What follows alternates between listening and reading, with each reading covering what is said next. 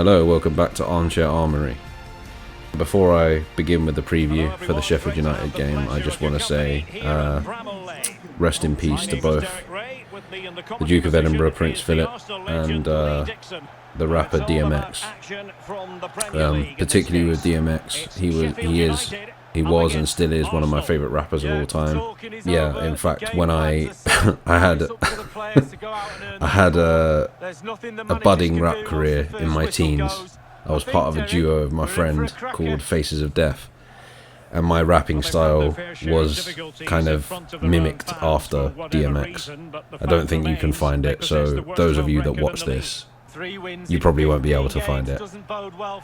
Not like any of you are going to watch this anyway. But yeah, it's been a sad day. There's been a lot of sad news today. But yeah, we move on to Sunday, where we play Sheffield United at Bramall Lane. Yeah, I'm not confident. If I'm completely honest, I'm not confident at all about this game. Like, we've been playing so poor recently that, like, I wouldn't be surprised if somehow Sheffield United get like a 1-0 win against us or something like that. They currently sit bottom of the table. They're definitely going down. They're on 14 points. They've lost 24. You know, they've won 4, lost 24, drawn 2. Yeah, they're going down. They're definitely going down. In their last 5, they've lost 4 and won 1. Their win came against Aston Villa on the 3rd of March. I think I watched the end of that game, actually. They played really well. They were really resilient. Their last 3 games was a loss to Southampton, a loss to Leicester City, a bad loss to Leicester City, and a loss to Leeds.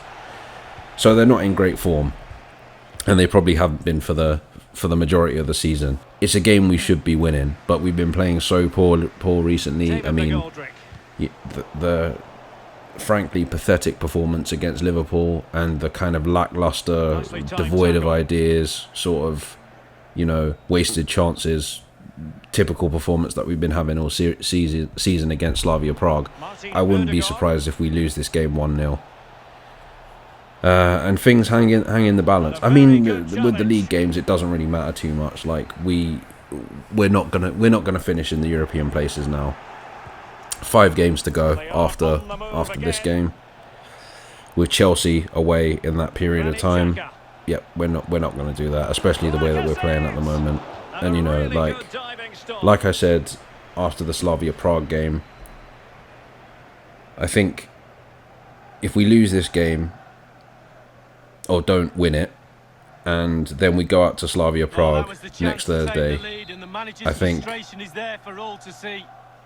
Mikel Arteta's job is definitely going to be on the line, because it basically means that there's no chance of European football next season. Maybe that's a good thing, I don't know. Maybe being out of Europe for a season might be a good way to rebuild, I don't know. But seeing us week in, week out, and seeing how inconsistent we are, do we really want to be doing that if we're just playing once a week? I don't know. And in terms of attracting players, if we're not in Europe, it's going to be difficult to do that. And we are going to have to renew people like Lacazette and Bellerin and people like that. And we're going to have to keep those people, you know. Ah, man. This team, I'm just bored of it. I'm just bored of, like, being Banter FC. I'm bored of the, you know, constant inconsistency. I'm bored of a really good performance one week and then a week where they play like they did against Liverpool. And like I keep saying, I don't necessarily believe that it's Arteta's fault. I think that this has been around, probably not even talking about Arsene Wenger's latter days. I'd probably say it's been the slow decline of Arsenal Football Club as a footballing powerhouse, so to speak, has probably been since around 2007. You know, the only thing I can say is that Wenger really did paper over the cracks for those years, keeping us in the top 4, keeping us in the Champions League. And it wasn't until he left, which is, to be fair, a lot of what a lot of Arsenal fans have said, that it wasn't until we left that we saw the gaping hole that was left behind. Sort of reminds me, I produced a short film called Solitary, and there's a scene in it where the lead character is locked in a room with her own guilt, and the guilt manifests itself as an orifice in the wall, and that's sort of what Arsenal remind me of at the moment, like a gaping, pussy orifice in the wall, in you know, lubricated, rotting gape. That's basically what they are at the moment, and they've been like that since about 2007, like I said. The culmination being when we lost 6-0 on Wenger's 1000th game, and when we lost 8-2 in 2011. You know, the numerous amounts of results that we had against the so-called top six, where we were essentially battered. The 10-2 with Bayern Munich, and obviously the final in Baku was another example. It's not new. It's not unique to Mikel Arteta. It's happening under Emery. It was happening under Wenger. Like, it's been there for a long time, and it's going to take a while before we ever see ourselves getting back to before the cycle comes around again. And the only way that cycle will come around again is if KSE start investing in the club, or they sell. That's the only way. But because I guarantee you, and the way it's going at the moment, Arteta's not going to last. Even if he stays, even if he keeps his job up until the start of next season, if this continues, he's going to be gone in January. He's going to be gone December, January. Lee Gunner will get his prediction correct a year late, but yeah, he'll be gone in January. But yeah, he'll be gone by next January, December, January, if things don't improve, and if he brings in players that are considered to be his players, he'll end up getting sacked. But I believe that if we brought in another manager, the same thing would just happen again. You know, like, we play well for a while, get a few good results against top teams, maybe one or two good performances in the Europa League if we're in the Europa League or whatever, and then there'll be a point where the players will down tools and turn on the manager, and the fans will blame the manager, and the manager will get sacked, and then it will happen all over again. It's just rinse and repeat, and the definition of madness is doing the same thing over and over again, and that's what we're stuck in. And it's just, yeah, I'm just bored of it, to be honest. I'm bored of the toxic fan base, I'm bored of the football, I'm bored of the kind of the unnecessary risk taking, I'm bored of the bad transfers, I'm bored of the way that the club's run, to be honest. I feel like on Sunday I'm just going to be watching the game with one eye closed. In other words, I won't really be watching it, which is horrible, you know, for a club that I've loved, football club that I've loved pretty much throughout my adult life, like, well, since 1997. The fact that I'm feeling this way is not necessarily good, you know. But, you know, that's what happens when you're just not given anything back. I mean, sod's law, they'll probably put on a fantastic performance against Sheffield United on Sunday, and then, you know, stink out the place with a 0-0 draw and get knocked out the Europa League by Slavia Prague. It's just the way that we are at the moment. We are just a mid-table, you know, like a inconsistent one week really good mid-table team. Anyway, in terms of the lineup, I think so. It looks like Ødegaard's going to be out for a number of weeks as well, which is not good. That loses more creativity. I think he's going to go with the same team that he picked for Slavia Prague. I'm just looking at the last lineup in the Premier League. So yeah, so it'll obviously be Leno in goal. I think Cedric's going to stay at left back. Gabriel and Rob Holding are probably going to stay in. Then again, I'd put Pablo Mari in, but I think Arteta's going to stick with the same centre-back pairing, Magalhaes and Holding. I think Bellerin will come back in at right back. We'll probably have Xhaka and Partey in the centre. We'll have... I think he's probably going to do a 3-4-3. So we'll probably have Bellerin and Saka as... No, actually, I don't think so. Because that's what he played on Thursday. Well, according to the Europa League website, he played a 4-5-1. But yeah, so I think it's going to be something similar to that. That we'll have Xhaka and Partey in the centre. Smith Rowe, maybe a 4-3-3. I'm not sure, but yeah, I think we'll probably have Xhaka and Partey in the centre, Saka on the right, Smith Rowe on the left, and then maybe Aubameyang up front with probably Lacazette up front with Willian slightly behind him. I would actually agree with a lot of people now. I would start Martinelli. I'd have Martinelli instead of Willian probably, because I think Martinelli could play in that number 10 role if that's where Arteta's going to put him. But that's where I think, really and truthfully, this game means nothing. In the simulation, there's 2 really good goals in there that I scored. I don't really score those those type of goals often, but they're really good. Check them out. But yeah, we'll see what happens. The big game is next Thursday again in Prague. That's the game that we need to win. I'm not having a meltdown. I'm just disappointed at the end of the day. I know we can still get through, but it's just disappointing when you kind of give away a goal like we did yesterday, and it kind of makes you think, why bother? But, we move. I'll be up for Thursday. The same way, to be honest, I probably will be up for Sunday. I always want Arsenal to win. Up the Arsenal all the time. Anyway, with that said, I think I'm going to leave it there. I'll speak to you guys after the Sheffield United game on Sunday. Until then, take care, stay safe. This is Depay signing out. And room now out on the wing. Could play it in. Well, no problems defensively. So there goes the half-time whistle, and as far as our hosts are concerned, another tale of playing under pressure at home. Things don't seem to be changing. Well, Derek, same old, same old. They just can't seem to buy a win at home. The record is a horror show. Still the second half to try and claw their way back to some sort of respectability.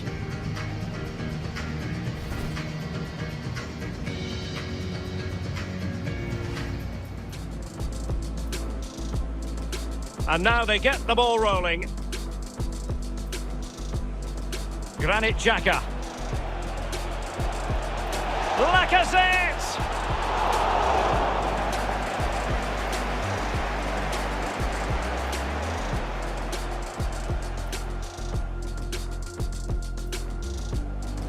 An attack that's easy on the eye, and Lacazette. Well, really rifling that one in, and he didn't miss by much. And firing it into the area. And the defender takes care of business.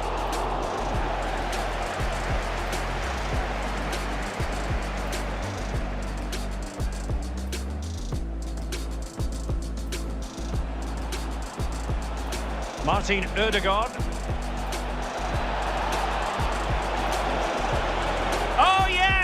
It's gone in, and now a chance for them to revel in the moment. Partey takes on the shot. Oh my goodness, what an outrageous hit. I can't believe he took it on from there, and neither... And a long way out here. Well, that's not the way to remain top of the list, to be taking free kicks. No, his teammates will be looking at him. That was Into the second half, after a dominant first-half performance by Arsenal.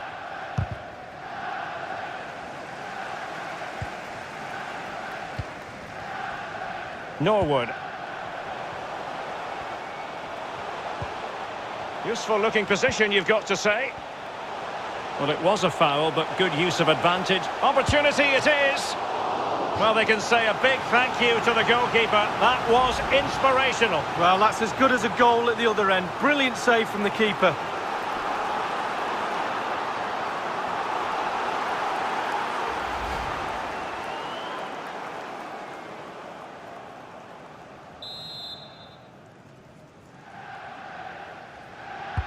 Over it comes.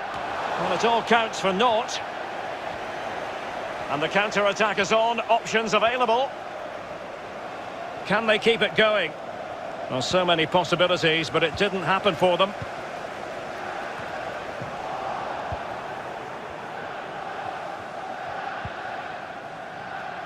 Well, look at the stats, Arsenal. He'll have a go here. And the keeper not really taxed by that long-range shot. Oliver Norwood. It's with John Fleck.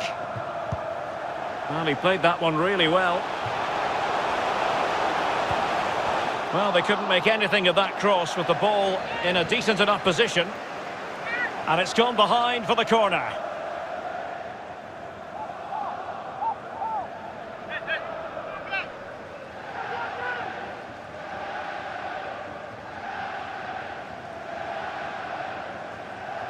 And with play stopped, they will make the change now.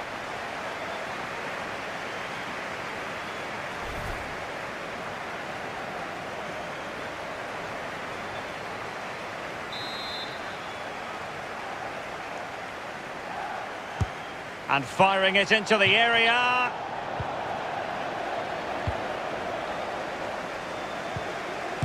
And able to close down the shot.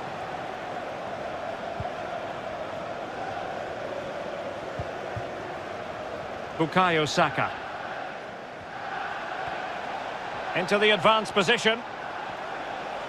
And players... Oh, big chance! And thumped away.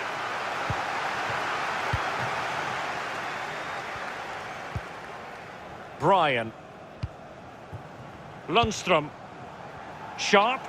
Now, counter-attacking possibilities here. All in all, a broken counter-attack.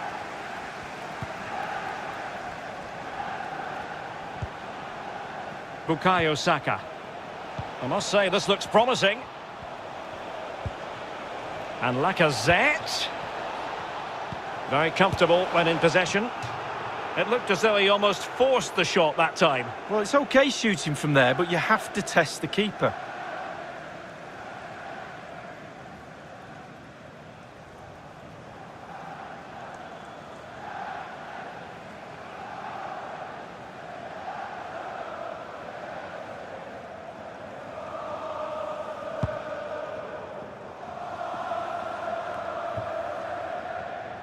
Lost possession.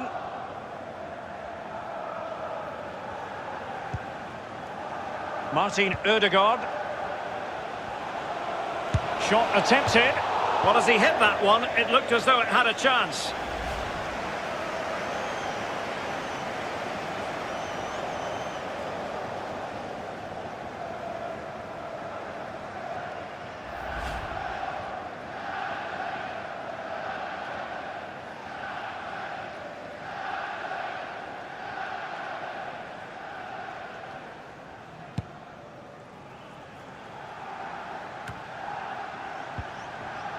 John Fleck. Difficult to stop him. Masterful piece of foiling. Martin Ødegaard. Bukayo Saka. Alexandre Lacazette at the back post. Oh, a moment of pure class! Had to catch it perfectly, and didn't he just? Well, here's the replay, Derek. I love a ball into the box, you know that. It's a beauty. But I have to say after that, the keeper doesn't cover himself in glory. Near post, left exposed, and he's punished.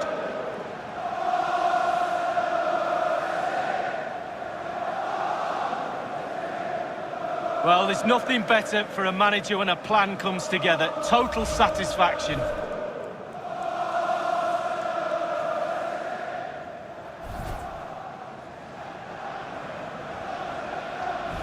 Well, if there were any lingering doubts about the outcome, surely they now have been removed.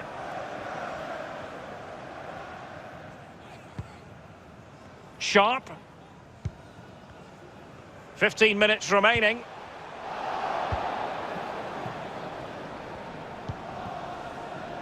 Saka.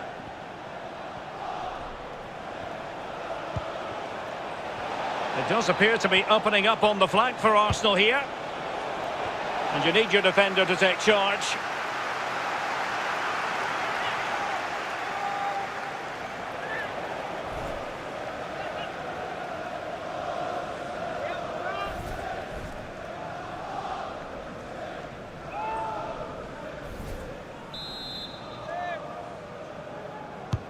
And now the delivery. Well, the header didn't exactly go to plan. Well, I'm not sure what he did there when he caught it on the top of his head, but whatever he did, it was a poor attempt.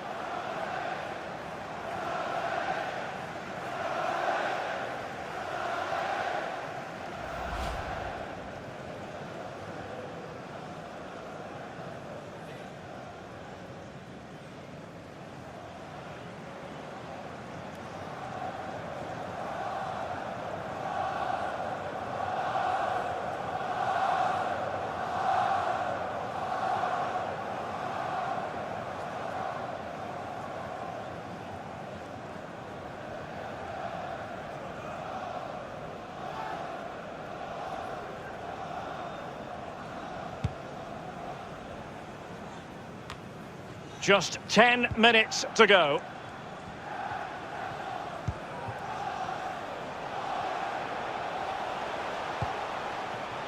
Norwood. A super tackle and they've won possession.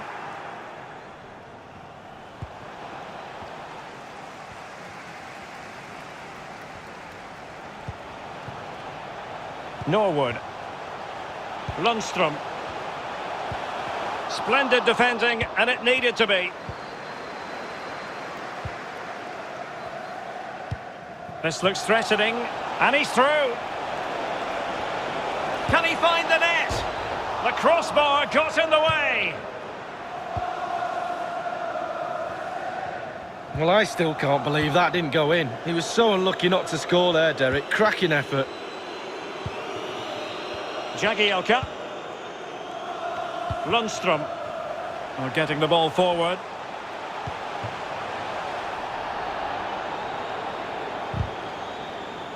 An effective challenge. Well, he's given a corner, the referee. Well, that's what the technology's there for, Derek. It was worth the look, but not really that close in the end. Correct decision, no goal.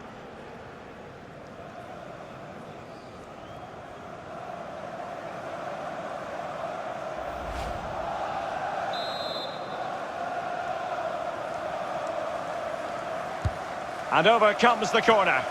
It might still be problematic. And it will be an Arsenal free kick.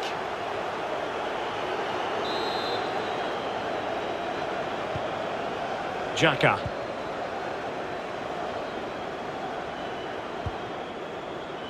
Bukayo Saka. An encouraging Arsenal move. Aubameyang. Well, couldn't bend his run, and the flag went up.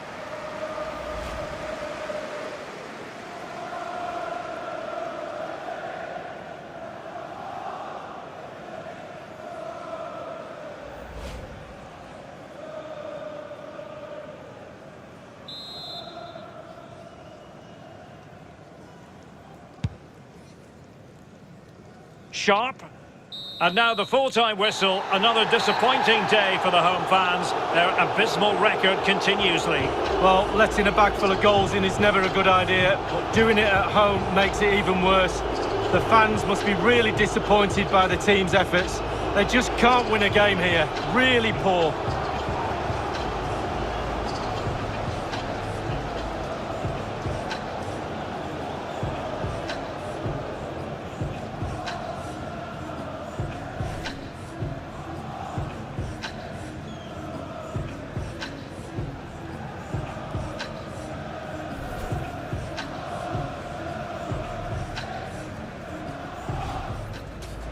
An attack that's easy on the eye, and Lacazette.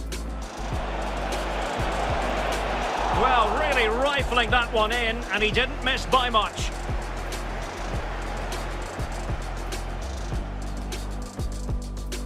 And firing it into the area. And the defender takes care of business.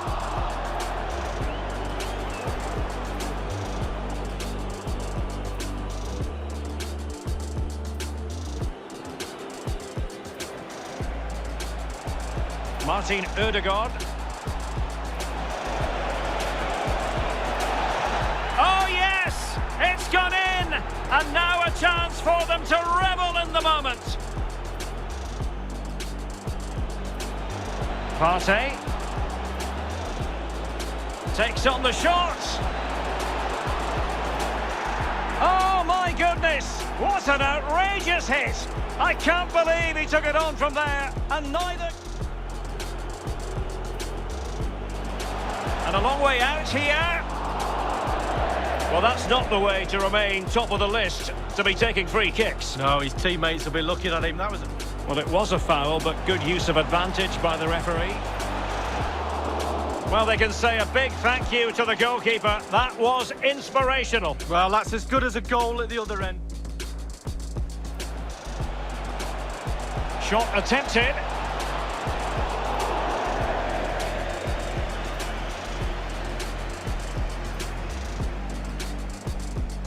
Bukayo Saka. Alexandre Lacazette at the back post. Oh, a moment of pure class! Had to catch it perfectly and...